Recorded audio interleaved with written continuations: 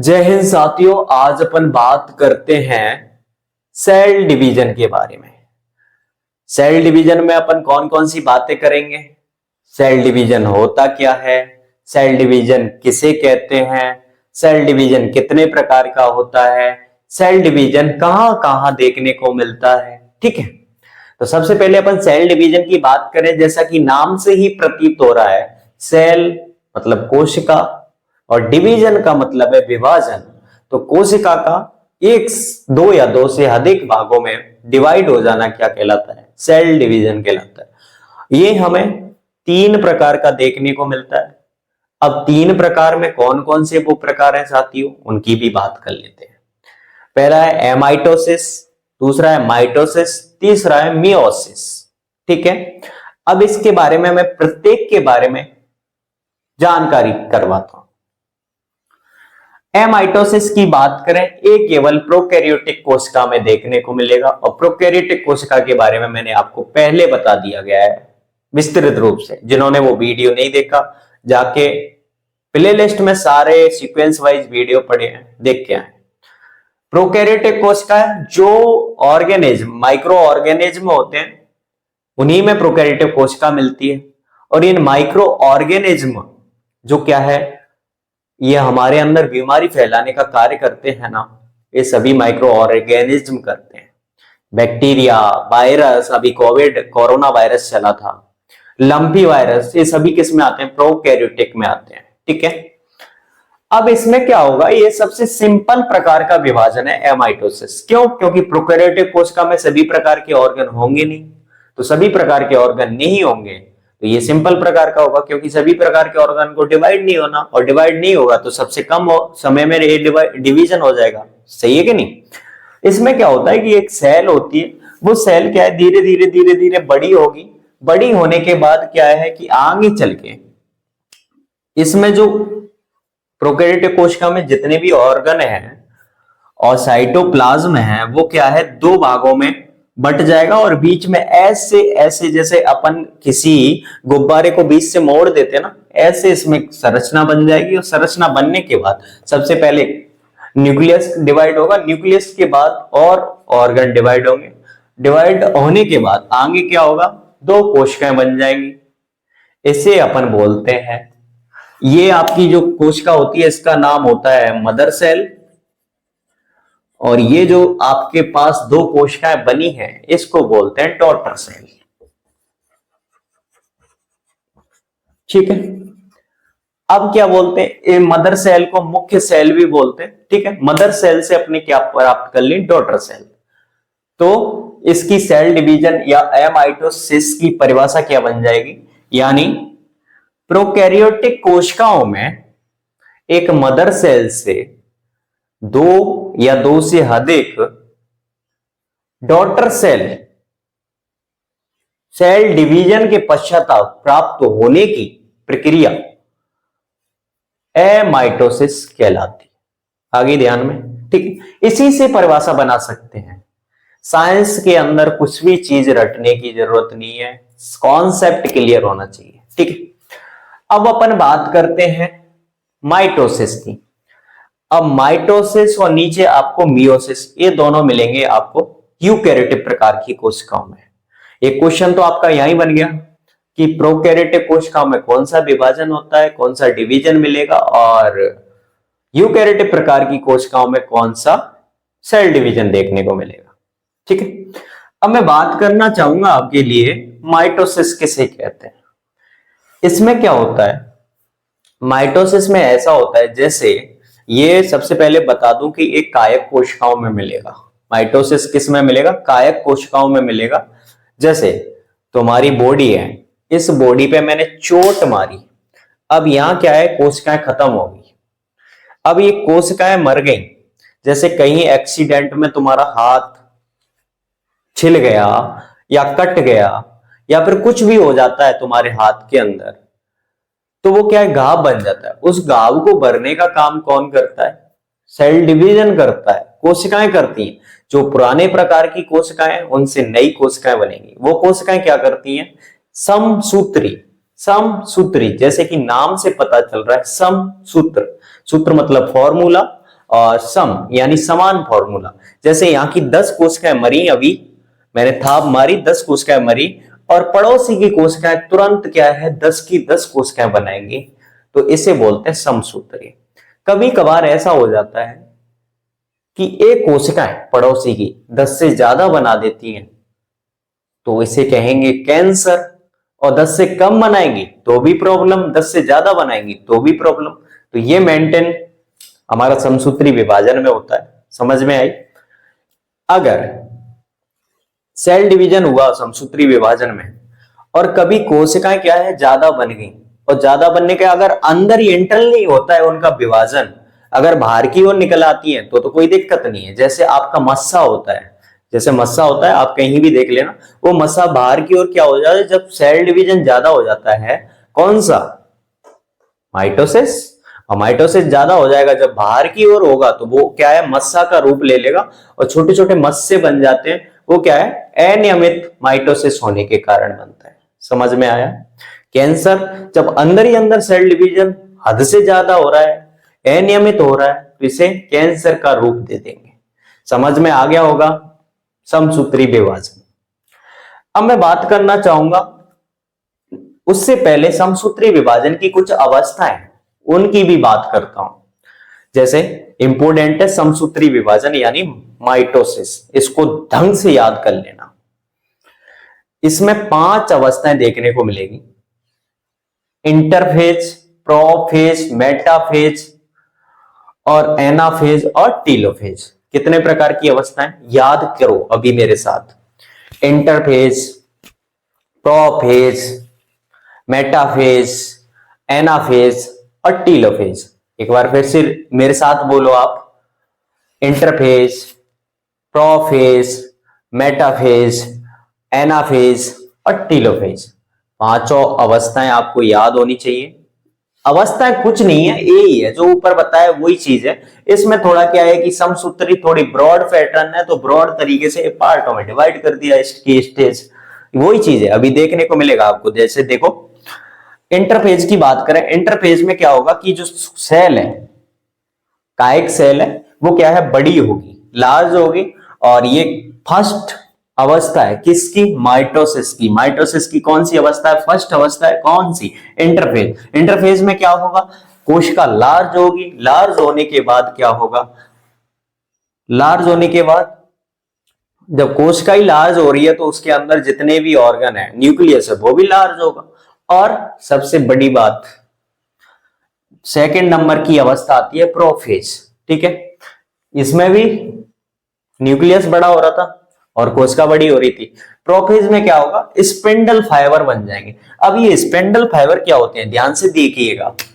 ये क्या है? कोशिकाओं के जैसे ये न्यूक्लियस है, इसके ऊपर एक फाइबर बन जाएगा, और ये फाइबर क्या है? जैसे इसके चारों ओर में एक डोरा बांध दूं, एक रस्सी, एक धागा बांध दूं, फिर उसको खींच दूं। जैसे मैं बताता हूं, उदाहरण से बताता हूं, आप समझने की कोशिश करना। जैसे मेरे पास एक गुब्बारा है, ठीक है, इस गुब्बारे को अगर मैं बीच में से मोड़ देता हूं, ठीक है, बीच में से छोटे छोटे गुब्बारे आते हैं, उसको मोड़ देता हूं तो ये अलग और ये अलग। तो ये मोड़ने की जो मोड़ा है जिस तरीके से मैंने, अगर यहां धागा बांध देता हूं तो उस धागे को ही स्पिंडल फाइबर बोलेंगे। क्या बोलेंगे? Spindle fibre. तो ये स्पिंडल फाइबर क्या होगा?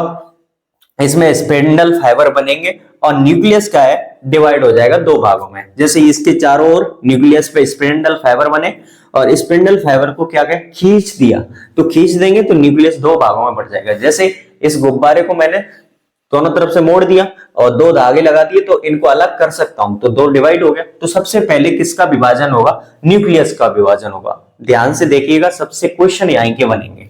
इन स्टेज से क्वेश्चन पूछा जाता है, इंपोर्टेंट क्वेश्चन है, याद कर लेना सारी स्टेज और किस स्टेज में क्या हो रहा है। ठीक है, प्रोफेज की बात करें, स्पिंडल फाइबर बनेंगे प्रोफेज में।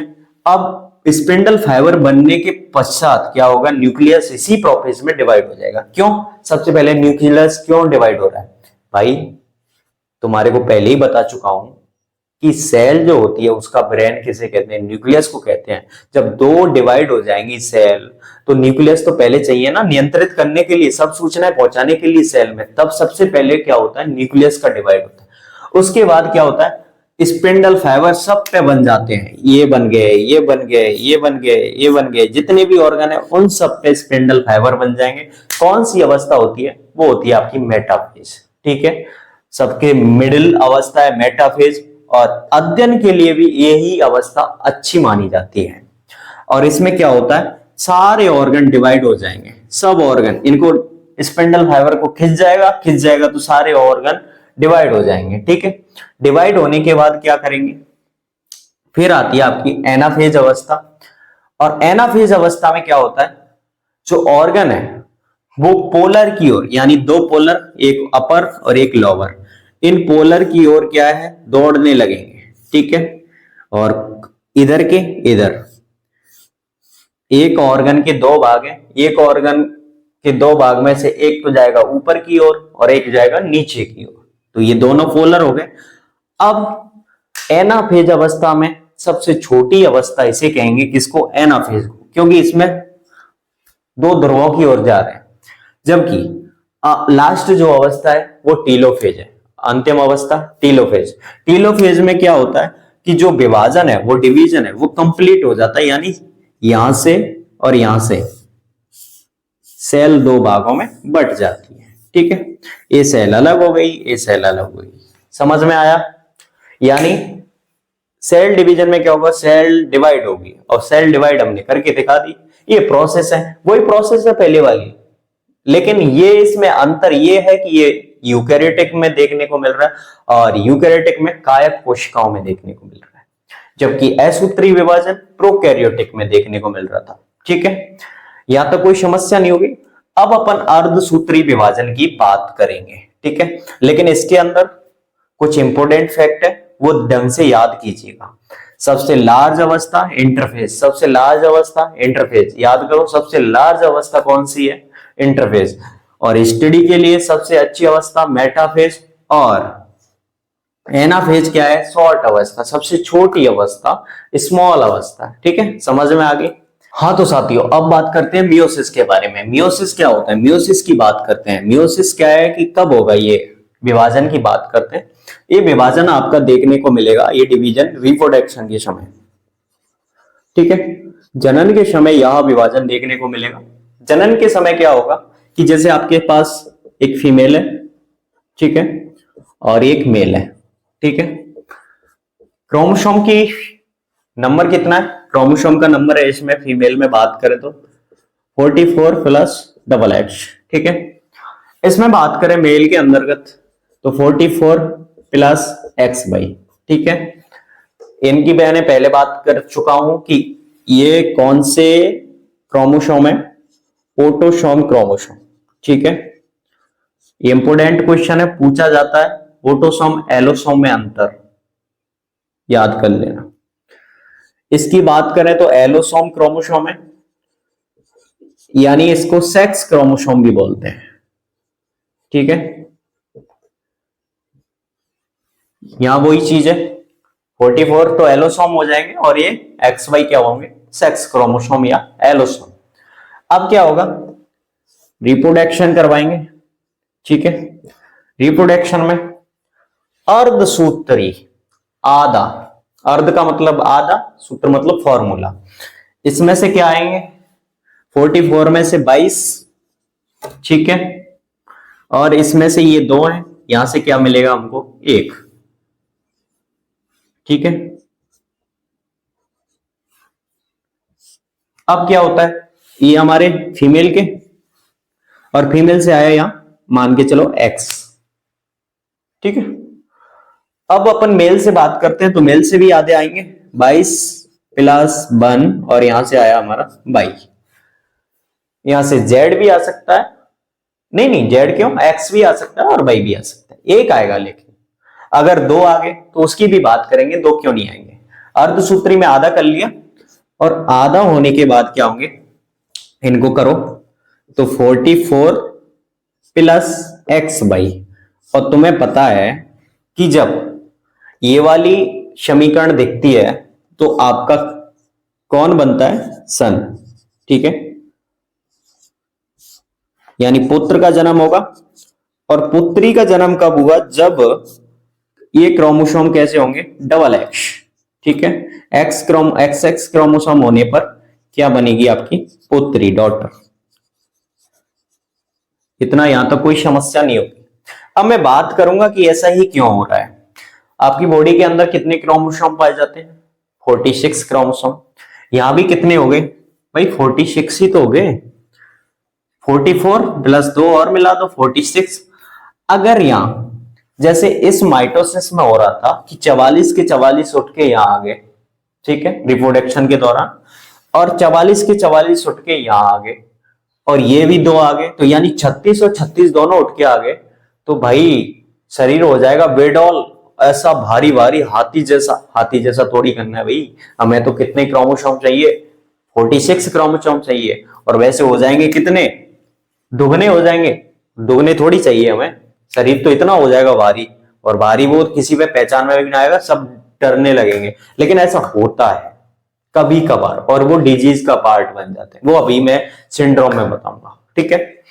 तो ये समझ में आ गया होगा। अर्धसूत्री विभाजन में क्या होगा कि आपकी सेल है वो डिवाइड होके हाफ हाफ एगोनिक सेल बनाएंगे, ठीक है। जैसे कि एक हमारे पास 2n है और इसने दो सेल बनाई n।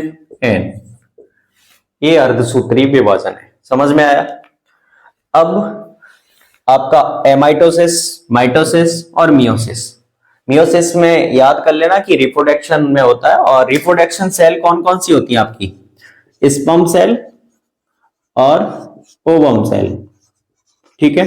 ये दो सेल याद कर लेना, दोनों सेल रिप्रोडक्शन में पार्टिसिपेट होती हैं। अब मैं बात करना चाहूंगा कि जो अर्धसूत्री विभाजन है वो आपको 1% देखने को मिलेगा, और ये जो आपका विभाजन है वो 99% होता है, ठीक है।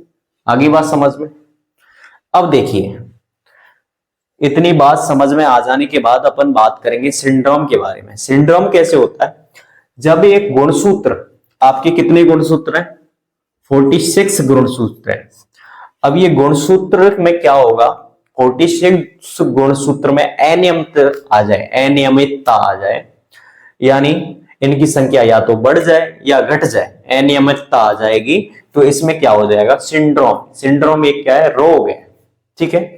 अगर 46 की जगह एक और गुणसूत्र आ जाता है तो 47 क्रोमोसोम मिलेंगे, और 47 क्रोमोसोम एक बीमारी का पार्ट बन जाएगा, वो मैं सिंड्रोम अभी बताऊंगा। अगर एक कम हो जाता है तो 45 क्रोमोसोम बचेंगे, वो भी एक बीमारी पैदा करेगा। देखिए, अब अपन सिंड्रोम की बात करते हैं। सिंड्रोम के लिए हमने बात कर ली है कि सिंड्रोम किसे कहते हैं, कि जो 46 क्रोमोसोम है उन क्रोमोसोम में क्या आ जाएगी, अनियमितता आ जाएगी, यानी परिवर्तन आ जाएगा, वो बढ़ जाए या घट जाए, तब सिंड्रोम बीमारी लग जाती है, ठीक है। मेनली एग्जाम में सिंड्रोम से क्वेश्चन पूछे जाते हैं, और वेरी वेरी इंपोर्टेंट, यहां से क्वेश्चन वेरी वेरी लगा लेना, और ये सिंड्रोम याद कर लेना, ज्यादातर यही क्वेश्चन पूछे जाते हैं। मैं आपका बेसिक क्लियर करवा रहा हूं, इसके बाद जैसे पेपर नजदीक आएगा आपका एंट्रेंस का, मैं आपको और इंपोर्टेंट क्वेश्चन करवाऊंगा अभी बेसिक, ताकि आपको कंफ्यूजन पैदा ना हो, ठीक है। अब अपन बात करते हैं कि सिंड्रोम, ह्यूमन के अंदर कितने क्रोमोसोम मिलेंगे आपको, 46 क्रोमोसोम। पेयर की बात करें तो 23 पेयर के रूप में, ठीक है। अब जो सिंड्रोम है, वो सिंड्रोम क्या है, 4 प्रकार के मेनली पूछे जाते हैं एग्जाम में, उनको याद करना। कौन सा है, Turner syndrome, Klinefelter syndrome, down syndrome, Patau syndrome. कौन कौन सा, Turner syndrome, Klinefelter syndrome, down syndrome और पटाउ सिंड्रोम। इसमें क्या होगा, क्वेश्चन कैसे पूछा जाएगा पहले वो बता देता हूं, उसके बाद आपको समझाऊंगा। जैसे आपको दे दिया जाएगा कि टर्नर सिंड्रोम में गुणसूत्रों की संख्या कितनी हो जाती है, तो आपकी 46 से 45 हो जाती है। और ये सिंड्रोम किस में देखने को मिलेगा, यानी मेल में देखने को मिलेगा या फीमेल में, तो ये ओनली फीमेल में देखने को मिलेगा। तो ऐसे क्वेश्चन बनेंगे, तो अभी समझ लेते हैं, फिर क्वेश्चन आपका रिमाइंड होगा।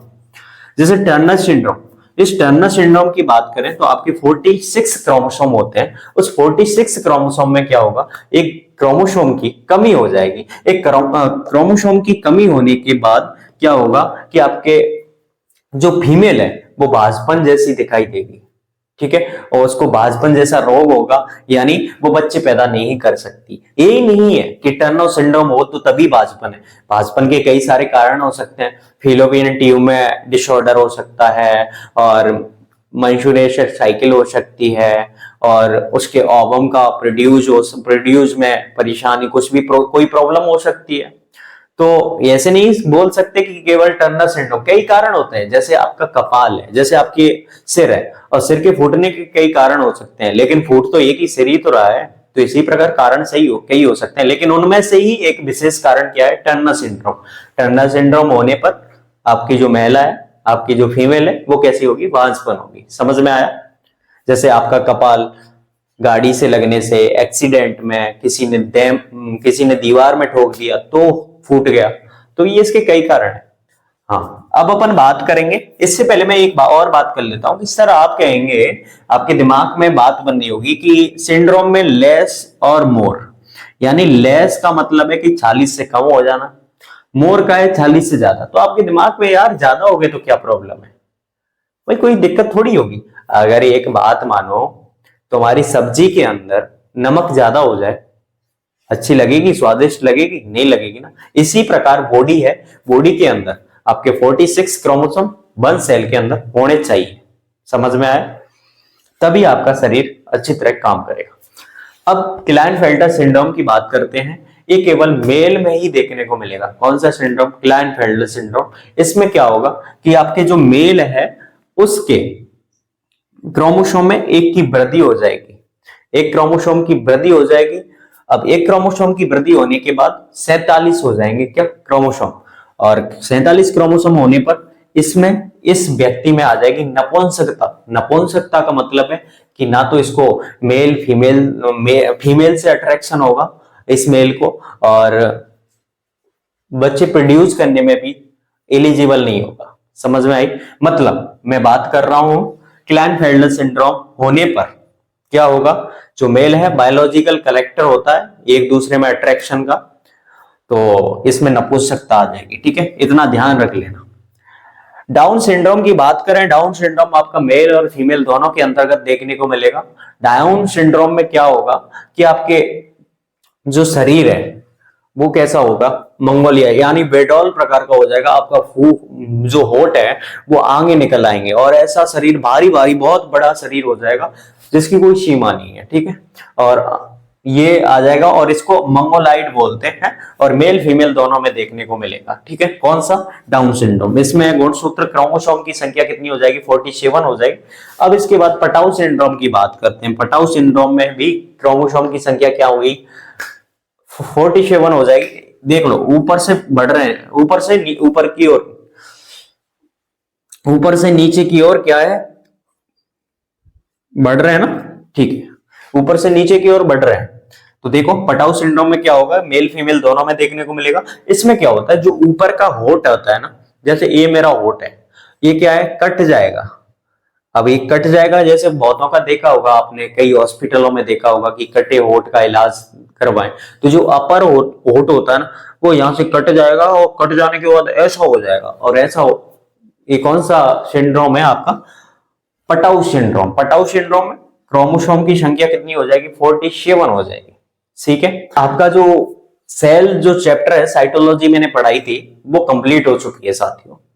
अब मैं बात करना चाहूंगा कि आपका एक टेस्ट हो जाए छोटा सा, और इसके लिए अगर आप चाहें तो मैं आपको समय देख सकता हूं एक बार सारी वीडियोस रिवाइज के लिए। अगर आप चाहें तो मैं आपके लिए कल का समय और दे रहा हूं, और इसका मैं परसों की डेट में आपका टेस्ट लूंगा। और टेस्ट का समय नाइट को कैसा रहेगा साथियों, आप बताओ? नाइट को ही अच्छा रहेगा, और लाइव टेस्ट रहेगा, सभी अपने लाइव में जुड़े। और वो टाइम मैं दे देता हूं अभी आपको, शाम को 8 बजे,